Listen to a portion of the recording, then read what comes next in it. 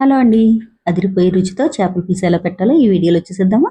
ముందుగా అయితే mixie jar తీసుకోండి. 2 స్పూన్లు ధనియాలు, 1 స్పూన్ జీలకర్ర, 1 స్పూన్ గసగసాలు, కొద్దిగా ఎల్లుల్లిపాయ రెక్కలు, చిన్న అల్లం ముక్క వేసుకుని కొద్దిగా వాటర్ వేసుకుని మెత్తని పేస్ట్ లాగా చేసుకోండి.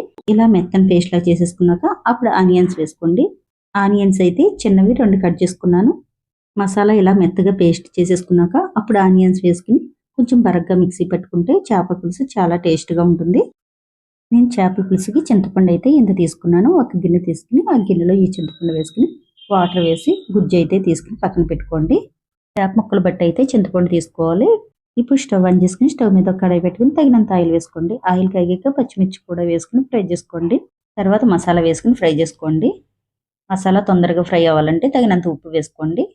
కొద్దిగా పసుపు వేసుకుని బాగా ఫ్రై చేసుకోండి. మసాలా బాగా ఫ్రై చేసేసుకున్నాం కదా, ఇప్పుడు తగినంత కారం వేసుకోండి. ఒక 5 స్పూన్ల వరకు కారం వేసుకోవాలి.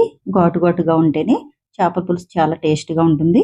ఇప్పుడు కట్ చేసుకున్న బెండకాయలు వేసుకోండి. బెండకాయలు ఎక్కువగా వేసుకుంటే బెండకాయ పులుసులా ఉంటుంది. తక్కువగా వేసుకోవాలి. 4 కానీ 5 కానీ వేసుకుంటే సరిపోతుంది. తర్వాత చేప ముక్కలు వేసేసుకుని చింతపండు గుజ్జు వేసేసుకోండి. ఒకసారి గరిటెతోటి ఇలా కదిపేసుకుని ఒక 5 నిమిషాల వరకు హైలో పెట్టి బాగా ఉడకనివ్వండి. తర్వాత మీడియం మంట మీద పెట్టుకోవాలి. సగం పైగా ఉడికిపోయాక ఒకసారి మూత తీసి ఉప్పు అయితే చూసుకోండి. ఉప్పు సరిపోతే మళ్ళీ ఉప్పు వేసుకోవాలి. తర్వాత కొత్తిమీర వేసి ఇప్పుడు మూత పెట్టి సిమ్లో పెట్టి ఉడకనివ్వండి. నోరూరించి చేపల పులుసు అయితే రెడీ అయిపోయింది. ఆ వేడి మీదే మళ్ళీ కొత్తిమీర వేసి మూత పెడితే మంచి టేస్ట్ అయితే వస్తుంది.